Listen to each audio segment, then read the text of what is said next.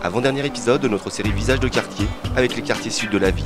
Ici, entre le site de la brasserie Schutzenberger en plein projet de requalification et le site Fischer qui termine sa mue, la ville préserve son patrimoine tout en répondant aux besoins d'une ville qui évolue. Avec ce quartier sud, nous sommes vraiment au carrefour entre le Schiltigheim industriel qui n'est plus et le Schiltigheim qui est en train de se développer. Alors nous sommes sur le site de Fischer ici, la Villa Gruber qui a été rénovée il y a peu, qui a failli être démolie. Ça a été un moment des habitations, ça a été des bureaux, un bâtiment un peu administratif. Ces industriels ont souvent voulu créer un style un peu néo-médiéval. Cette construction qu'il aurait quand même été dommage de voir disparaître. L'idée d'en faire la Villa des projets, c'était mon idée, parce que la ville était en plein changement, la ville est en pleine mutation.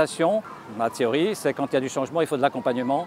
Et pour accompagner la population, la Villa des projets, c'était le lieu de rencontre où les gens peuvent venir se renseigner sur les mutations, sur les changements, sur les questions de stationnement aussi qui sont aussi des changements. C'est le lieu de rencontres et d'échanges avec la population continuels sur les changements. Autre bâtiment emblématique et lui aussi inscrit à l'inventaire des monuments historiques, le palais Fischer, avec sur son fronton le célèbre et emblématique Fischer-Meinhof.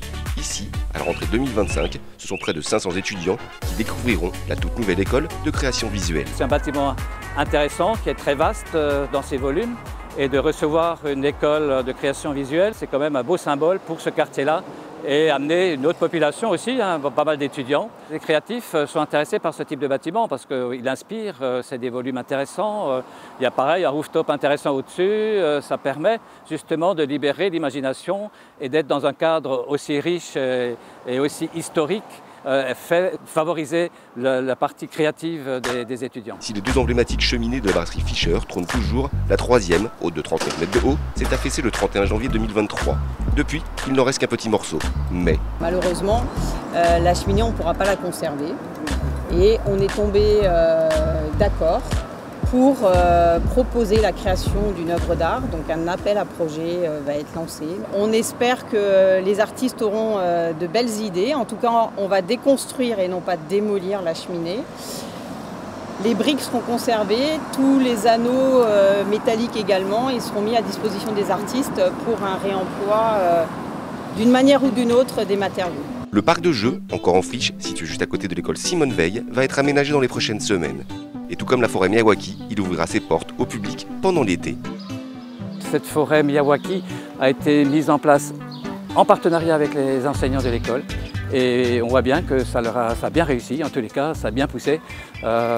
L'idée de cette densité de la forêt Miyawaki est vraiment bien respectée et ça fait un bel ensemble tout de suite assez dense. On libère quand même de l'espace pour faire des espaces verts, mais c'est vrai qu'on construit, il y a beaucoup de demandes. La ville aussi, c'est ça. C'est la richesse d'une ville, c'est aussi tous ses habitants qui viennent sur la ville et qui amènent aussi un certain dynamisme. Dynamique, le sont la douzaine des membres de l'association des Amis des Roses. 2 fois par semaine, ils se retrouvent pour entretenir cette roseraie de près de 30 arts située rue Comtade. Un petit écrin assez méconnu des Chitiquois. Aujourd'hui, c'est la taille estivale. La taille estivale, c'est un travail qu'il faut faire après première floraison. Depuis le 10 mai à peu près, on a des roses qui fleurissent, alors tout doucement, ça a commencé doucement. La taille estivale permet à la deuxième floraison de venir au bout de 10 jours. On a 320 variétés de roses et on a plus de 2300 rosiers en tout. Alors ça va des buissons et puis on a des tiges, des grimpants, des rosiers anciens, des rosiers botaniques. Chaque rosier a son nom et le nom est donné par l'obtenteur. L'obtenteur, c'est le créateur de la rose. Moi, je suis responsable depuis 3 ans et c'est vraiment un bel endroit en ville, mais quand même la campagne. On entend les oiseaux, c'est vraiment un endroit qui nous ressource et qui nous fait oublier tout le reste.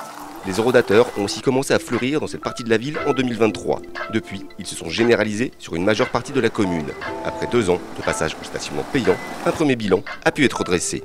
Ici on est rue de Rosheim, il faut se souvenir qu'il y a 2 ans, avant qu'elle soit payante, quand elle était gratuite, il n'y avait pas de place tout simplement, ni en journée ni le soir, encore moins le soir d'ailleurs. Ça servait un peu de parking relais pour Strasbourg, c'est-à-dire que beaucoup de gens venaient se garer ici. Il y avait beaucoup de véhicules ventouses, de véhicules qui ne bougeaient jamais, parfois durant des semaines, voire des mois. Et du coup les résidents n'avaient pas de place et les clients des commerces non plus.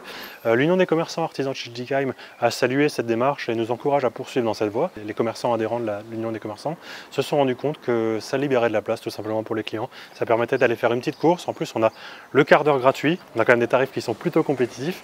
Et puis surtout, on permet la rotation tout simplement, ce qui n'était pas le cas avant. Donc on avait beaucoup de véhicules stationnés en permanence sur la voie publique. Malgré sa vitesse limitée à 30 km/h, la route de Bichwiller reste un axe où les cyclistes ne se sentent pas en sécurité. Pour la rendre plus sûre, c'est tout un itinéraire balisé et sécurisé qui va voir le jour à partir de cet automne.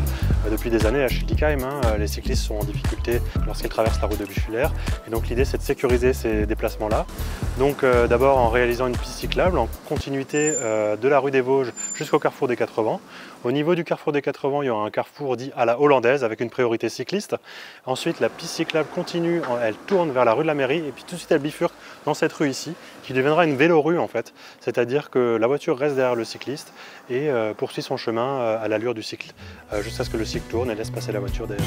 La boucle est bouclée avec la cheminée de Schutzenberger qui elle aussi fait partie intégrante de la skyline de Schillig. Dans le projet de requalification du site, elle devrait être conservée, tout comme une très grande partie des autres bâtiments de l'ancienne brasserie. C'est une brasserie, une des premières brasseries de Schiltigheim.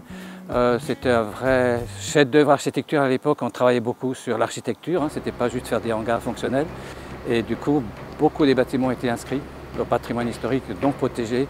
Et donc la nouvelle vie de cette brasserie va tourner grandement autour des bâtiments même de cette brasserie-là. Et il y aura quelques immeubles là sur la partie plus hangar, mais cette partie-là, même si c'est du costaud, va disparaître et laissera de la place à des immeubles, des maisons plus modernes. Il y aura un regard des architectes du bâtiment de France, donc il y a quand même un lien qui doit se faire, une lisibilité, une continuité entre ces bâtiments anciens et ces nouveaux bâtiments. Et entre autres probablement des toits, de pans, etc. Enfin des choses un peu différentes de ce qu'on fait standard aujourd'hui dans les immeubles modernes. Pour la dernière étape de visage de quartier, nous mettrons le cap à l'ouest pour découvrir le Marais et la Vaugeot. La visite guidée se déroulera le 2 juillet à 17h30. Rendez-vous sur la place centrale du quartier du Marais.